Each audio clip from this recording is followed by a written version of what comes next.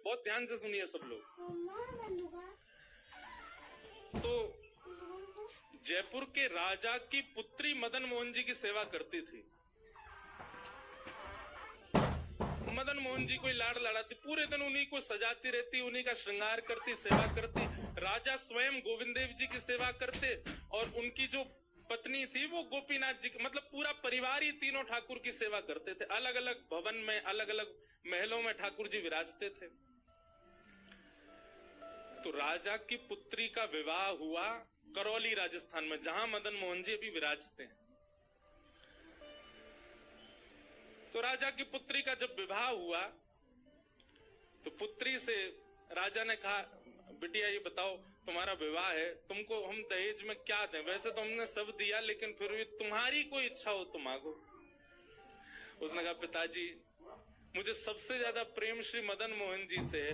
आप माता जी और पूरा परिवार गोविंद देव जी गोपीनाथ जी की सेवा किया करो। मदन मोहन जी को मैं ले जाऊं अपने साथ, अपने ससुराल में इनकी सेवा करूंगी। बड़ी अच्छी कथा है, ध्यान से सुनना। राजा रोने लगा, अपनी पुत्री के चरणों में सर झुका के बोला, मुझे क्षमा कर दे पुत्री, तू जो मांगेगी सो दूंगा, पर ये मेरे हृदय है, मैं इनको नहीं दे सकता। मैं वृंदावन से मुगलों से बचा करके इनको लेके आया हूं। वैसे तो ठाकुर जी को बचने की कोई आवश्यकता, ठाकुर जी कृपा करके आए हैं जयपुर में राजा के ऊपर, पर इनको देख करके मेरे प्राण बचते हैं। तू जो मांगेगी सो दे दूंगा। पर मदन मोहन जी बोले, पिताजी गोविंद देव जी गोपीनाथ जी है ना आपके पास में, मदन एक ठाकुर जी मुझको दे दो।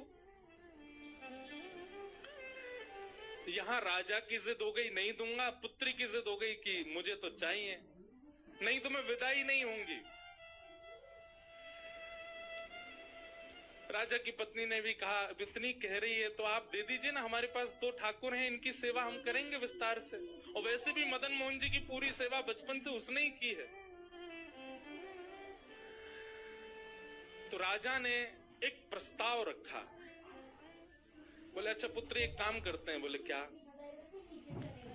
मैं तेरी आंख पे पट्टी बांधूंगा और आंख पे पट्टी बांध करके मदन मोहन जी जैसे 7 स्वरूप तेरे सामने खड़ा करूंगा, जिनमें से 6 स्वरूप जो होंगे वो मैं बनवाऊंगा और 1 स्वरूप वास्तविक मदन मोहन जी होंगे। आंख पे पट्टी बांध करके तुझे स्पर्श करके अगर तूने असली मदन मोहन जी को पहचान लिया तो मैं ये मान जाऊंगा कि तू नहीं, ठाकुर जी तेरे संग जाना चाहते हैं। ठाकुर जी की इच्छा पता चल जाएगी। तो राजकुमारी बोली, ठीक है, आप ये प्रयोजन कीजिए। राजा ने महाराज कारीगरों को बुलवाया और मदन मोहन जी के डिट्टो कॉपी 6 स्वरूप बनवाए और 6 स्वरूप बनवा करके मदन मोहन जी सहित 7 स्वरूपों को खड़ा किया। पुत्री के आंख पर पट्टी बांध दी, एक जैसा इत्र, एक जैसी पोशाक, एक जैसा मुकुट, एक जैसा श्रृंगार, सब कुछ बिल्कुल एक जैसा। और कहा, पुत्री अब तू इनमें से जो 7 में से पहचान लेगी, अगर असली तेने पहचान लिए तो मैं तेरे संग भेज दूंगा। उसने हाँ तो बोल दिया, लेकिन वो कांपने लगी, घबराने लगी। जैसे उसने नेत्रबंद किए तो कथा ऐसी है कि वो रात्रि में जब सोई, अगले दिन परीक्षण होना था, तो रात्रि में जब सोई तो बहुत रोई और ठाकुर जी से कहने लगी, नाथ मैं आपसे बहुत प्रेम करती हूँ, मैं आपके बगैर नहीं रह सकती, पर मेरे पिताजी की बहुत जिद है। अब कहीं मैं आपको नहीं पहचान पाई, मेरे तो प्राण ही निकल जाएंगे, विदा होना तो बहुत दूर की बात है।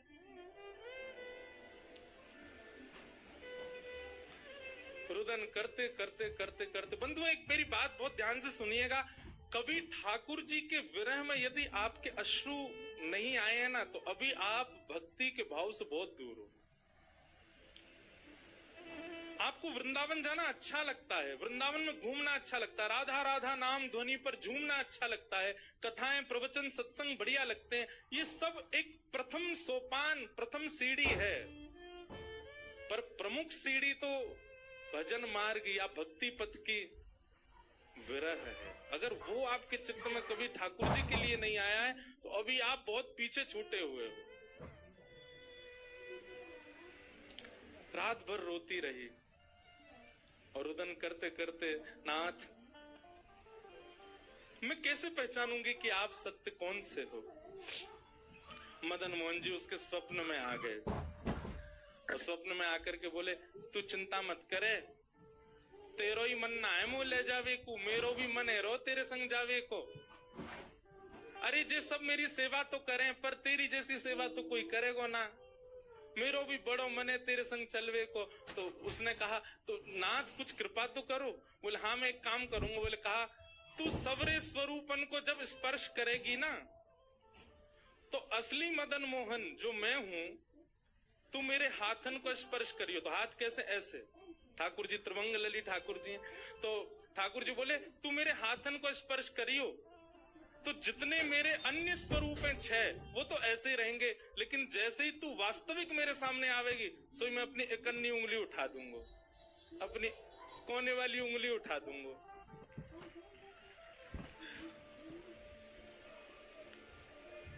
ठाकुर जी कितना प्रेम करते हैं अपने भक्त से। ठाकुर जी बोले मैं अपनी इकन्नी उंगली उठा दूंगा और तू स्पर्श करती करती मेरी जैसे इकन्नी उंगली उठे, वाकू पकड़ लियो और तुरंत पिताजी से कह दियो, जय रे मदन मोहन जी, मैं चल दूंगा तेरे संग। आप विश्वास कर सकते हैं मुफ्त सीरीज पर आइए, यहाँ सभी शॉर्ट सीरीज।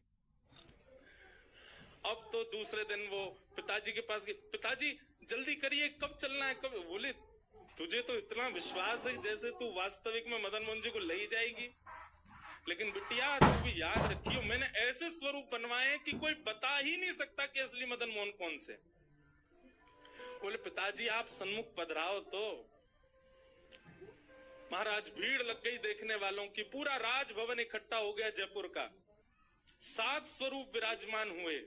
पुत्री के आंख पर अभी विवाह हुआ, उसका विदाई नहीं हुई है, आंख पर पट्टी बांध करके और कहा जाओ, अगर मदन मोहन जी की इच्छा होगी तो तू ढूंढ ले। अब मदन मोहन जी तो पहले ही बता चुके हैं, ऐसे मिलूंगा।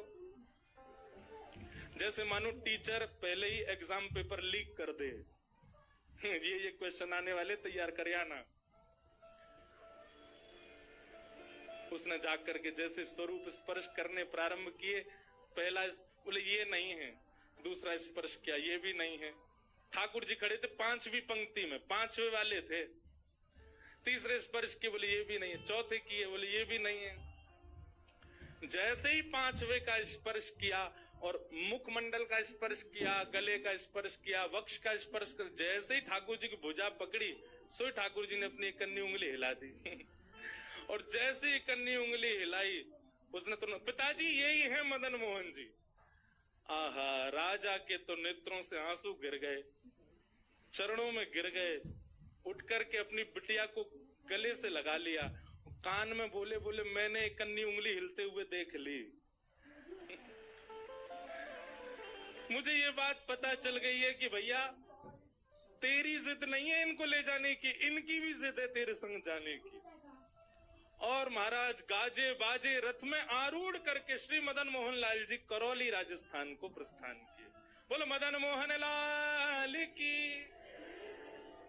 बिहरत निस दिन कुंज गलन में, ब्रज जन मन सुख धाम।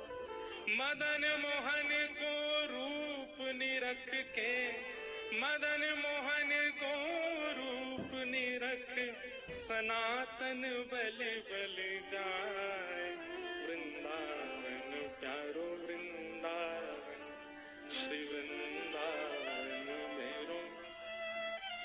ये भैया ऐसे ही भजन नहीं बना है, ये ऐसे ही आपके झूमने के लिए कीर्तन नहीं, ये पूरा वृंदावन समाविष्ट करवा दिया हमारे गिरधरलाल जी ने एक ही पद में। पूरा वृंदावन विराज रहा है। ठाकुर जी जड़ नहीं है। दूसरा स्वरूप क्या है ठाकुर जी का? चैतन्य। कौन है ठाकुर जी? चैतन्य।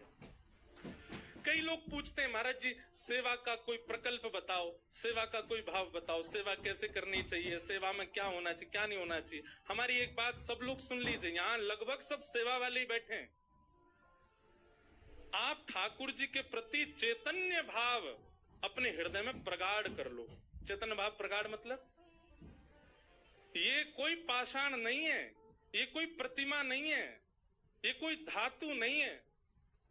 साक्षात वृंदावन चंद मेरे घर पे विराज रहे हैं। ये विश्वास आप अपने चित्त में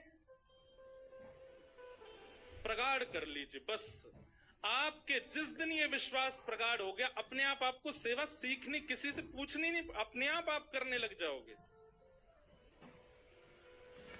अरे मां को नहीं बताना पड़ता पुत्र की सेवा